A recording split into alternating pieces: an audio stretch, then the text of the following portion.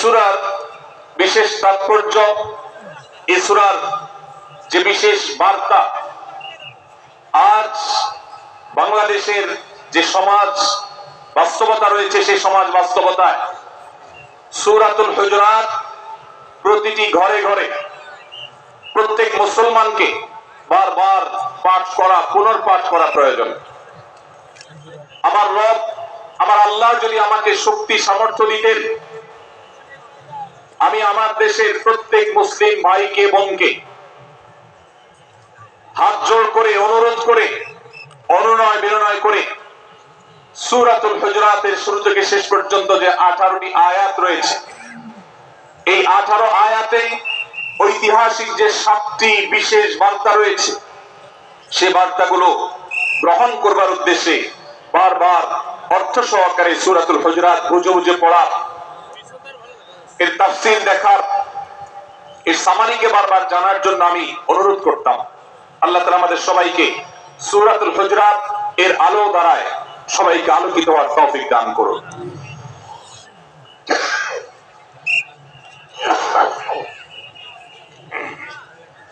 সম্মানিত উপস্থিতি,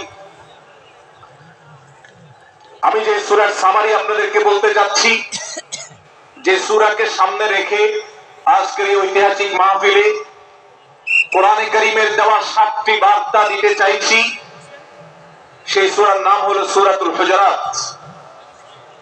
এই সূরা কোরআনে কারীমের 26তম পারায় অবস্থিত এবং এই সূরা কোরআনে কারীমের সূরার যে সিরিয়াল, সেই সূরার সিরিয়ালে 49তম সূরা। এই সূরার আয়াত সংখ্যা হলো 18।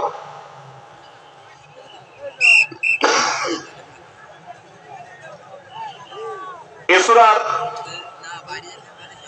প্রথম থেকে পঞ্চম আয়াত পর্যন্ত, প্রথম এই 5টি আয়াতে আল্লাহ রাব্বুল আলামিন তার প্রিয় নবী মুহাম্মদ মুস্তাফা সাল্লাল্লাহু আলাইহি ওয়াসাল্লাম, সবাই দরুদ পড়ি, সাল্লাল্লাহু আলাইহি ওয়াসাল্লাম, প্রিয় নবীজির নাম শুনলে দরুদ পাঠ করতে হয়, তার জন্য দোয়া করতে হয়।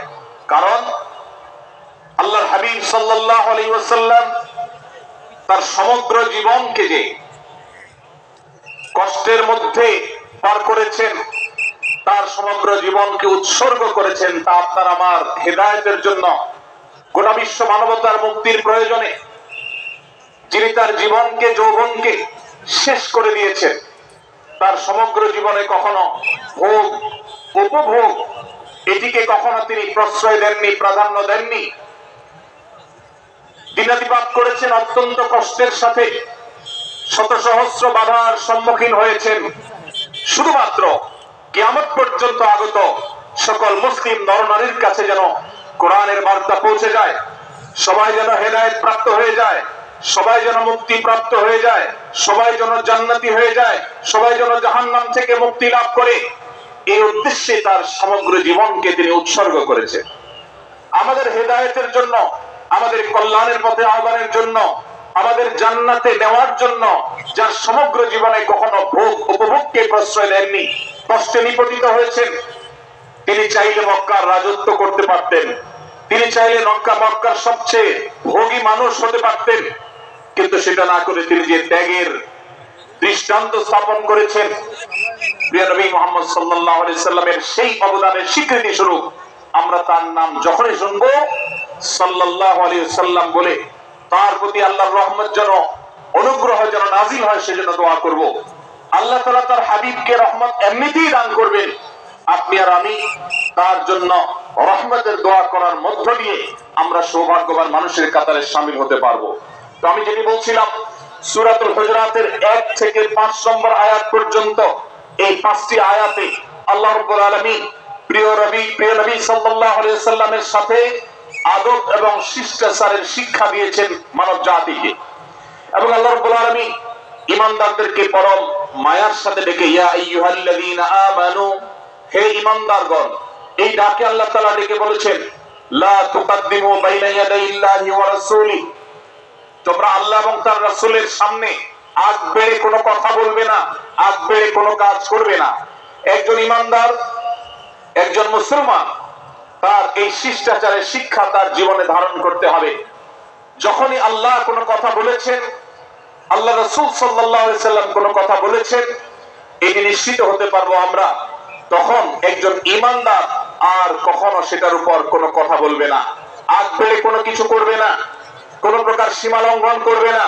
আল্লাহ রাসূল, আল্লাহ বলেছেন, আল্লাহ রাসূল বলেছেন, এটি শোনার পর সে তার আপাদমস্তককে সারেন্ডার করবে, সে নিজেকে আত্মসমর্পণ করবে। এরপর তার কোন যুক্তিকে, কোন বুদ্ধিকে, তার কোন মতামতকে সে সেখানে আর দাঁড় করাবার চেষ্টা করবে না। এটা একজন শিষ্টাচার বিশিষ্ট ঈমানদারের বৈশিষ্ট্য। কোরআন এই শিক্ষা আমাদেরকে দিয়েছে। ভাইরা আমার, এই শিক্ষাকে ধারণ করে আমরা যারা নিজেদেরকে মুসলমান দাবি করছি, আমাদের সম্মানীয় যারা আছেন, আল্লাহকে যেরকম আমরা সম্মান করি, আল্লাহ রাসূলকে যেরকম সম্মান করি, ঠিক একইভাবে আমাদেরকে যে সমস্ত মানুষগুলোকে সম্মান করার নির্দেশ করা হয়েছে, উলামা ইকরাম রয়েছেন, আমাদের বাবা মা, বয়সে বড়, শিক্ষিত, এবং যারা আমাদের শিক্ষক বৃন্দ আছেন, এভাবে যারা আমাদের সম্মানের পাত্র আছেন, সে মানুষগুলোর সামনে আগ বেড়ে যেন কোনো কিছু না করি। সে আগ বাড়াটা কথার ক্ষেত্রে হতে পারে, চলার ক্ষেত্রে হতে পারে, আচরণের ক্ষেত্রে হতে পারে। এই শিষ্টাচারের শিক্ষা সূরা হুজরাতের প্রথম আয়াতে আমাদেরকে দেওয়া হয়েছে। প্রিয় ভাইরা আমার, আমাদের সমাজে আজ যে সমস্ত ভালো গুণের দুর্ভিক্ষ চলছে, ক্রাইসিস চলছে, অভাব চলছে, এর মধ্যে অন্যতম হলো আজ শিষ্টাচারের অভাব। আমাদের সমাজের চতুর্দিকে আপনি দেখতে পাবেন পরিলক্ষিত হচ্ছে। আমাদের শিশু থেকে নিয়ে কিশোর, যুবক থেকে নিয়ে মধ্যবয়স্ক, সকল শ্রেণী মানুষের মধ্যে আজ আদব এবং শিষ্টাচারের ভয়াবহ অভাব আমরা দেখতে পাচ্ছি। বিশেষ করে পশ্চিমা সংস্কৃতিকে আমাদের এই স্বদেশে, আমাদের এই মুসলমানদের সমাজে জোর করে পুশ করাবার, সে সমস্ত এজেন্ডাকে বাস্তবায়ন করবার যে প্রচেষ্টা এদেশের এক শ্রেণীর মানুষকে করতে দেখা যায়, তারা এদেশের সমাজের খাঁজে বাজে থাকা ইসলামের কৃষ্টি, কালচার এবং সংস্কৃতি গুলোকে ধুয়ে মুছে পরিষ্কার করবার জন্য শত সহস্র উদ্যোগ নিয়েছে। আমাদেরকে কোরআনের শিক্ষা ধারণ করে, কোরআনের শিক্ষাকে প্রচার করে, কোরআনের শিক্ষাকে প্রতিষ্ঠিত করে ব্যক্তির মধ্যে, ঘরে, পরিবারে, সমাজে, রাষ্ট্রে, সংবিধানে, আইনে, সংসদে, সর্বত্র কোরআনের শিক্ষাকে বাস্তবায়ন করে সেই সমস্ত ভিনদেশী অপসংস্কৃতি চাপিয়ে দেওয়ার ষড়যন্ত্রকে মোকাবেলা করতে হবে ইনশাআল্লাহ। ভাইরা আমার, আর সেজন্য সূরা হুজরাতের এই শিষ্টাচারের শিক্ষা আমাদের জীবনে খুবই গুরুত্বপূর্ণ। আমরা যখনই কোনো সম্মানীয় ব্যক্তির কাছে আমরা থাকবো, তাদের কথার উপরে কথা বলা, তাদের সাথে তর্ক করা, তাদের সামনে আগ বেড়ে কথা বলা, এমনকি তারা যখন চলবেন তাদের সামনে সামনে হাঁটা, এই সবগুলো কোরআনের এই শিষ্টাচারের যে শিক্ষা আছে এর পরিপন্থী। প্রিয় নবী সাল্লাল্লাহু আলাইহি সাল্লামের সময়কার একটি ঘটনা, এক ব্যক্তি তার বাবার সাথে হেঁটে যাচ্ছিলেন, বোঝা যাচ্ছিল না যে তাদের মধ্যে বাবাকে সন্তান কি। অনেক সময় বাপ সন্তানের বাহ্যিক ভাবে দেখে বোঝা যায় না, এরকম কোন কোন ক্ষেত্রে হয়। জিজ্ঞেস করা হলো তাদেরকে, তোমাদের মধ্যে বাবাকে সন্তানকে? বলা হলো যে অমুক বাবা, অমুক সন্তান। তখন নির্দেশনা দেওয়া হলো যে সন্তান তার হাঁটা এবং চলার মধ্য দিয়ে এই বিনয়ের প্রকাশ ঘটাতে হবে, আনুগত্যের প্রকাশ ঘটাতে হবে, সম্মান এবং শ্রদ্ধার প্রদর্শন করতে হবে, যার মধ্য দিয়ে বোঝা যায় যে কে সন্তান আর কে বাবা। এটা যেন জিজ্ঞেস করতে না হয়। আজ আমাদের যারা তরুণ আছি, আমরা যুবক আছি, আমরা অনেকেই পশ্চিমা সংস্কৃতি দ্বারা প্রভাবিত হয়ে আমরা শিষ্টাচারের এই গণ্ডি এবং সীমানা পার হয়ে চলে গেছি। কোরআন আমাদেরকে শিষ্টাচারের শিক্ষা দিচ্ছে যে আমরা সিনিয়রদের সামনে বিনয়ের সাথে আচরণ করব, তাদের সামনে সামনে চলা থেকে বিরত থাকব, যথাসম্ভব তাদেরকে অনুসরণ করার চেষ্টা করব, তাদের সাথে কথা হবে, তাদের আগ বেড়ে কথা হবে না, তাদের কোনো জিজ্ঞাসা থাকলে সেটার উত্তর হবে বিনয়ের সাথে। এই শিষ্টাচারের শিক্ষা আমাদেরকে দেওয়া হয়েছে। এবং একইভাবে সূরা হুজরাতের প্রথম বার্তার মধ্যে নবী সাল্লাল্লাহু আলাইহি সাল্লামের সাথে আরেকটি শিষ্টাচার শেখানো হয়েছে, তা হলো আল্লাহ রাব্বুল আলামিন আমাদের কণ্ঠকে, আমাদের আওয়াজকে, আমাদের কথাকে নবী সাল্লাল্লাহু আলাইহি সাল্লামের কথার চাইতে যেন আগ বেড়ে না যায়, তার চাইতে যেন উঁচু কণ্ঠে আমরা কথা না বলি, তার চাইতে যেন উচ্চ স্বরে কথা না বলি, সেই শিক্ষা দিয়েছেন, সেই শিষ্টাচারের শিক্ষা আমাদেরকে দেওয়া হয়েছে। ভাইরা আমার, প্রিয় নবী সাল্লাল্লাহু আলাইহি সাল্লামের সাহাবীরা নবী সাল্লাল্লাহু আলাইহি সাল্লামের প্রতি আদব এবং শিষ্টাচার এত বেশি প্রদর্শন করতেন যে নবী করিম সাল্লাল্লাহু আলাইহি সাল্লামের প্রতি এই শিষ্টাচারের কথা যখন বলা হয়, সাহাবীরা অনেকে নবী করিম সাল্লাল্লাহু আলাইহি সাল্লামের সাথে কথা বলতে রীতিমতো ইতস্তত বোধ করছিলেন যে কিভাবে কথা বলবো, না জানি জোরে হয়ে যায় এবং তাতে না জানি আমি বেয়াদবের কাতারে শামিল হয়ে যাই, শিষ্টাচার বহির্ভূত কাজ করে ফেলি। এবং আল্লাহ তাআলা যে সতর্কীকরণ করেছেন সূরা হুজুরাতের এই 1 থেকে 5 নম্বর আয়াতের মধ্যে, তার আওতায় আমি না জানি পড়ে যাই। তখন সাহাবায়ে কেরাম বিনয় এবং বিনম্রতা অবলম্বন করেছেন এবং তারা একরকম বিপাকে পড়ে গেছেন। এতটা তারা সভ্য ছিলেন, এতটা তারা নম্র ছিলেন, এতটা তারা বিনম্র আচরণ করতেন নবীজির সাথে। ভাইরা আমার, এই বিষয়টিও আমরা শুধুমাত্র আমাদের প্রিয় নবীজির জন্য নয়, এটি আমাদের মা বাবা, আমাদের সম্মানের পাত্র যারা আছেন, আমাদের বয়সে যারা সিনিয়র আছেন, তাদের সামনে কথা বলার সময় আমরা মেইনটেইন করে চলবো। অর্থাৎ আমরা উচ্চ কণ্ঠে তাদের সামনে কথা বলবো না। এই মাহফিলে এখনো শত শত হাজারো মানুষ হয়তো এমন আছেন যারা মায়ের সামনে, বাবার সামনে, বড় ভাইয়ের সামনে, শিক্ষকের সামনে, সিনিয়রদের সামনে, মুরব্বীদের সামনে, ওলামাদের সামনে উচ্চ কণ্ঠে কথা বলেন। প্রিয় ভাইরা আমার, আমরা মুসলমানদের সন্তান, আমরা মুহাম্মদ সাল্লাল্লাহু আলাইহি সাল্লামের উম্মত, আমরা আবু বকর, ওমর, ওসমান, আলী রাদিয়াল্লাহু আজমাইনের অনুসারী, আমরা কোরআনের অনুসারী। কোরআনের অনুসারী কখনো বেয়াদব হতে পারে না। কোরআনের অনুসারী কখনো বেয়াদব হতে পারে না। কোরআন যে শিষ্টাচারের শিক্ষা দিয়েছে, এই শিক্ষা আমাদের মধ্যে ধারণ করতে হবে, আমাদের সন্তানদের শেখাতে হবে, আমাদের ঘরে ঘরে এই শিক্ষা চর্চা করতে হবে, আমাদের সমাজে এটিকে প্রতিষ্ঠিত করতে হবে। পশ্চিমা সংস্কৃতির যে ছোবল, সে ছোবল আমাদের সন্তানদেরকে আজকাল অনেক ক্ষেত্রে বেয়াদবে পরিণত করছে, তাদের অনেক সময় শিষ্টাচার থেকে বের করে দিচ্ছে। তারা কখনো স্বাধীনতার নামে, কখনো মত প্রকাশের নামে, কখনো বিভিন্ন নামে তারা কিন্তু হারিয়ে যাচ্ছে। আজকের এই বাস্তবতাকে উপলব্ধি করে সূরা হুজুরাতের 1 থেকে 5 নম্বর আয়াত এর শিক্ষাকে আমাদের মধ্যে ধারণ করতে হবে। আল্লাহ তাআলা আমাদের সবাইকে সেই তৌফিক দান করুন। ভাইরা আমার, সূরা হুজুরাতের প্রথম বার্তা নবী সাল্লাল্লাহু আলাইহি সাল্লামের সাথে শিষ্টাচার। আল্লাহ এবং তার রাসূলের সামনে, আল্লাহ এবং তার রাসূলের সামনে আগ বেড়ে কোনো কথা না বলা, আগ বেড়ে কোনো আচরণ না করা, এটা তার প্রতি শিষ্টাচারের অংশ। এবং আল্লাহ রাসূলের সামনে উচ্চ কণ্ঠে জোরে কথা না বলা, এটাও তার প্রতি শিষ্টাচারের অংশ। আল্লাহ তাআলা আমাদেরকে এই শিষ্টাচার আমাদের জীবনের প্রত্যেকটা পদে পদে ধারণ করার তৌফিক দান করুন, আমিন। ভাইরা আমার, সূরা হুজুরাতের দ্বিতীয় যে শিক্ষা, সেই শিক্ষাটা বর্ণিত হয়েছে এই সূরার 6 থেকে 8 নম্বর আয়াত। 6 থেকে 8 নম্বর এই আয়াতের মধ্যে আল্লাহ রাব্বুল আলামিন আমাদেরকে দ্বিতীয় শিক্ষা দিয়েছেন, ঈমানদার কখনো কোনো কথা বলার আগে সেই কথা সত্য কিনা, বাস্তব কিনা সেটি যাচাই বাছাই না করে বলবে না। ঈমানদার কখনো গুজবে কান দিবে না। ঈমানদার কখনো শোনা কথার উপর ভিত্তি করে কোনো সিদ্ধান্ত গ্রহণ করবে না। এই শিক্ষাটাও আজকের বাস্তবতার আলোকে আমাদের সমাজের জন্য অত্যন্ত গুরুত্বপূর্ণ এবং প্রয়োজনীয়। প্রিয় ভাইরা আমার, আমাদের চতুর্পাশে যদি আমরা তাকাই, আমরা দেখতে পাবো সোশ্যাল মিডিয়াতে, ফেসবুকে আজকাল কোন তথ্য উপাত্ত পেলে সেটার পরখ করা ছাড়া, যাচাই বাছাই করা ছাড়া, সত্য অসত্য নিরূপণ করা ছাড়া আমরা অনেকে সেটার প্রচার প্রচারণা নেমে যাই। আমরা অনেকে সেটার শেয়ার দেওয়া শুরু করে দিই। আমরা অনেকে এটার উপর ভিত্তি করে অনেককে নিন্দা মন্দ করা শুরু করে দিই। এমনকি আজ আমরা যেই জায়গায় দাঁড়িয়ে আছি, বাংলাদেশের যে সামাজিক বাস্তবতা, সেই বাস্তবতার আলোকে বলা যায় অনেক সময় অনেক ব্যক্তিকে সমাজে মিডিয়ার মাধ্যমে নানাভাবে হয়রানি করে তাকে খারাপ মানুষ হিসাবে, কালপ্রিট হিসাবে দেখানো হয়, অথচ তার দোষ, যে সমস্ত দোষের কথা তাকে বলা হয়, যে সমস্ত দোষে তাকে দোষী বানানো হয়, সে সমস্ত দোষ থেকে তিনি শত সহস্র গুণ পবিত্র এবং পরিচ্ছন্ন। ভাইরা আমার, আজকের এই বাস্তবতায় আমাদেরকে বিশেষ করে লক্ষ্য রাখতে হবে যে আমরা যেই কোনো মূল্যে, যেই কোনো ভাবে যেন কোন প্রকার গুজবে কান না দেই, আমরা যেন গুজব থেকে বেঁচে থাকি। আল্লাহ তাআলা আমাদেরকে তৌফিক দান করুন। ভাই, এদিকে অনেক বেশি এর বাঁশির আওয়াজ শোনা যাচ্ছে। স্বেচ্ছাসেবকরা বাঁশির আওয়াজ দেওয়া ছাড়া আপনারা ভলান্টিয়ারি করুন। এত বেশি বাঁশির আওয়াজ আসছে যে কথা বলা কঠিন হয়ে যাচ্ছে। অনুগ্রহ করে বাঁশির আওয়াজ কম করে আপনারা ভলান্টিয়ারি করুন। এখনো অনেক বাঁশির আওয়াজ শোনা যাচ্ছে, বাঁশির আওয়াজগুলো বন্ধ করুন। মাশাআল্লাহ, এখন বন্ধ হয়েছে। আমরা মেহেরবানি করে বাম পাশে থেকে কিছুটা আওয়াজ পাচ্ছি, একটু নীরব নিস্তব্ধ হওয়ার জন্য অনুরোধ করছি। একটু নীরব নিস্তব্ধ না হলে কথা বলা যাবে না। অনুগ্রহ করে আমরা একটু সহযোগিতা করি এবং সবাই নীরব থাকি। ভলান্টিয়াররা অপ্রয়োজনে বাঁশির আওয়াজ দিবেন না, অপ্রয়োজনে বাঁশির আওয়াজ দিবেন না।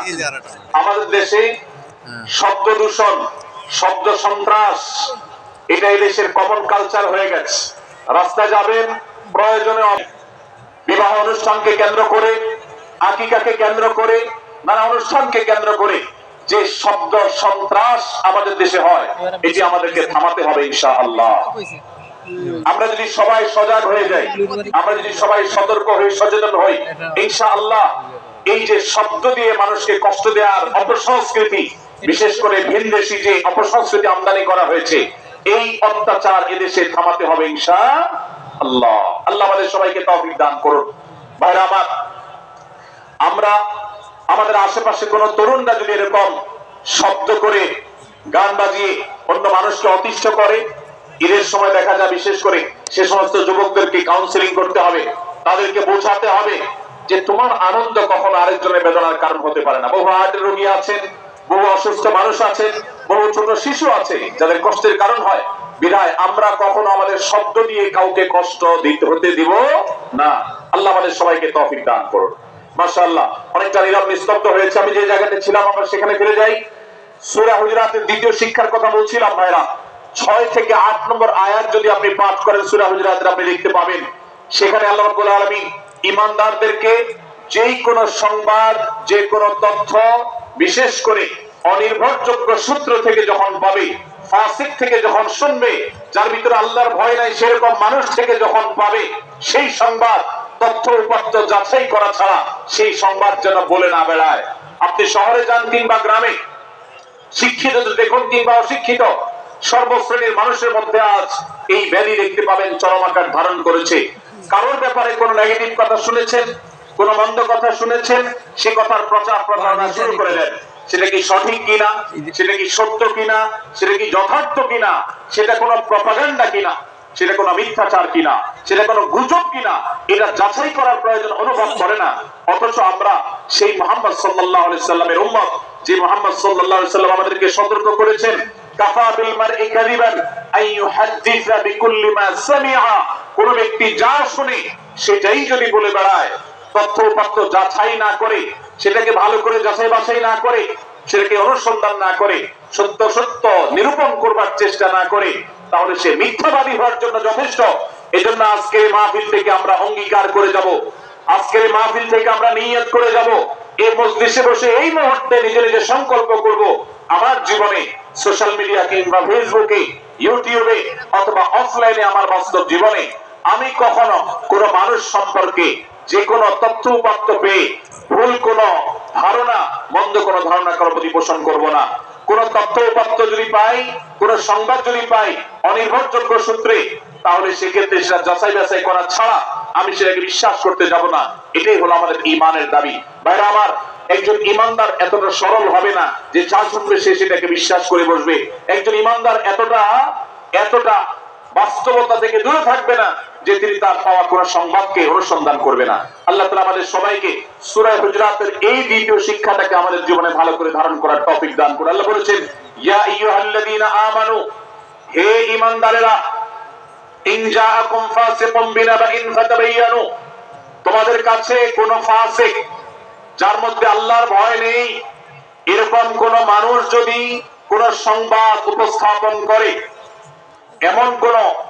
এমনকি গণমাধ্যমেও যদি কোন সংবাদ প্রচারিত হয়, সংবাদদাতার মধ্যে যদি আল্লাহর ভয় না থাকে, সে যদি টাকার বিনিময়ে কারোর চরিত্র হনন করতে পারে, সে যদি অ্যাডভার্টাইজ পেয়ে কোন কোম্পানির হয়ে দালালি করতে গিয়ে অন্য কারোর বিরুদ্ধে কোন মিথ্যাচার করে, সে যদি বিদেশিদের এজেন্ডা বাস্তবায়ন করতে গিয়ে আলেম সমাজের চরিত্রকে কলঙ্কিত করে, কোন ভালো মানুষকে দোষী হিসাবে সাব্যস্ত করে, তো আল্লাহ তাআলা আমাদেরকে সতর্ক করেছেন, ফাতাবায়ানু, সেই সংবাদ সত্য কিনা আমাদেরকে যাচাই করতে হবে। আন তুসিবু কওমান বিজাহালা ফাতুসবিহু আলা মা ফাআলতুম নাদিমিন, যদি আমরা যাচাই বাছাই না করে যা শুনি সেটাকে বিশ্বাস করতে থাকি, তাহলে আমরা এক সময় লজ্জিত হতে হবে, অনুতপ্ত হতে হবে আমাদের এই ভুল অবস্থানের কারণে। এজন্য ভাইরা, আজকে এই মাহফিল থেকে আমরা প্রতিশ্রুতি নিজের সঙ্গে নিজে নিয়ে যাব যে আমরা কখনো কোন তথ্য উপাত্ত পেলে, কোন সংবাদ পেলে সেটাকে বিশেষ করে কারোর চরিত্র সম্পর্কিত যদি হয়, কারোর সম্পর্কে নেগেটিভ যদি হয়, তাহলে সেটাকে বিশ্বাস করবার আগে ভালো করে অনুসন্ধান করব। যতক্ষণ আমি নিশ্চিত না হব ততক্ষণ পর্যন্ত সেটার প্রচার করব না। আল্লাহ তাআলা আমাদের সবাইকে কোরআনের এই শিক্ষাটাও আমাদের জীবনে ধারণ করবার তৌফিক দান করুন। ভাইরা আমার, তৃতীয় যে শিক্ষা সূরা হুজুরাতের, সেটি হলো আল্লাহ রাব্বুল আলামিন সূরা হুজুরাতের 9 এবং 10 নম্বর আয়াতে ঈমানদারদের মধ্যে যদি কখনো মতভিন্নতা, মতপার্থক্য, যে এটা যদি মারামারিতে পরিণত হয়, ঈমানদারদের মধ্যে যদি কখনো দুই পক্ষ গন্ডগোল এবং ফাসাদের মধ্যে লিপ্ত হয়ে যাওয়ার মতো দৃশ্যের অবতারণা হয়, তাহলে আমরা যেন আমাদের মুসলমান ভাইদের ঘর পোড়ার মধ্যে আলু পোড়া দিতে না যাই। আমরা যেন আমাদের মুসলমান ভাইদের মধ্যকার বিভেদকে আরো বৃদ্ধি করতে সহায়তা না করি। আমরা যেন মীমাংসার পথ অবলম্বন করি। আমরা যেন তাদের মধ্যকার দূর সম্পর্কের যে অবনতি হয়েছে সেটাকে দূর করবার চেষ্টা করি। আল্লাহ রাব্বুল আলামিন এই নির্দেশ দিতে গিয়ে বলেছেন, ওয়া ইন তাইফাতান মিনাল মুমিনিনা ইকতাতালু, আমরা তো ডোলু নিয়ে আইছি, যদি ইমানদারদের দুটি দল, দুটি গ্রুপ নিজেদের মধ্যে মারামারিতে লিপ্ত হয়ে যায়, ফাসলিহু বাইনাহুমা,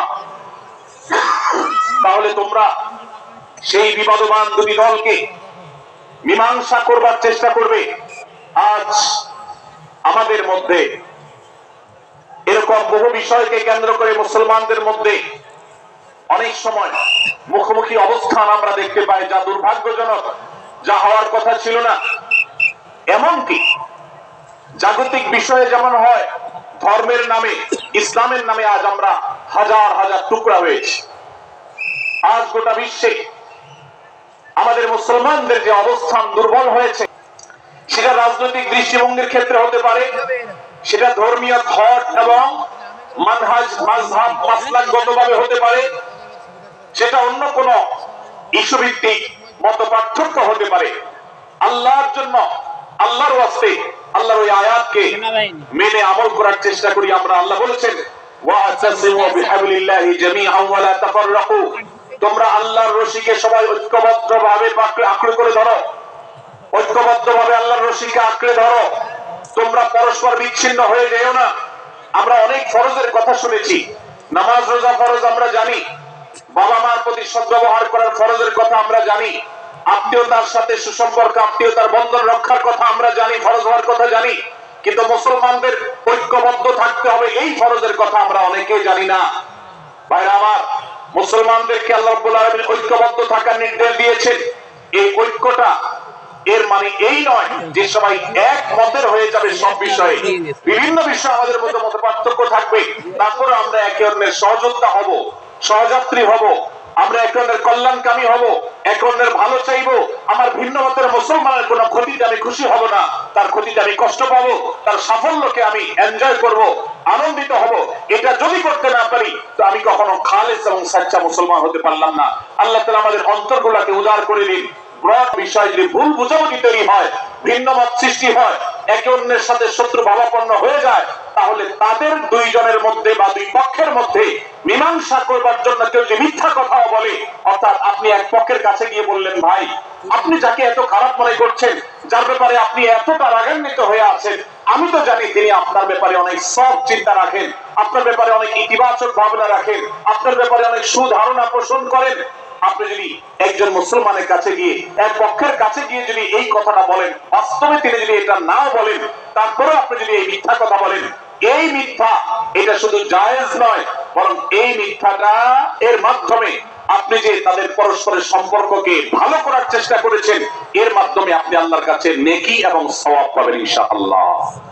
ভাই আমার, তাহলে দুজন মুসলমান, দুটি পক্ষ, দুটি দল, দুটি বলয়, দুটি গোষ্ঠী যদি কখনো ভিন্ন মত তাদের মধ্যে তৈরি হয়, সেটা যদি মারামারিতে গিয়ে পৌঁছায়, সেটা যদি বিবাদ বিতণ্ডা পর্যন্ত গিয়ে পৌঁছায়, আমাদের কাজ হবে মধ্যে থেকে সেটাকে মীমাংসার মাধ্যমে দূরত্বকে কমানো।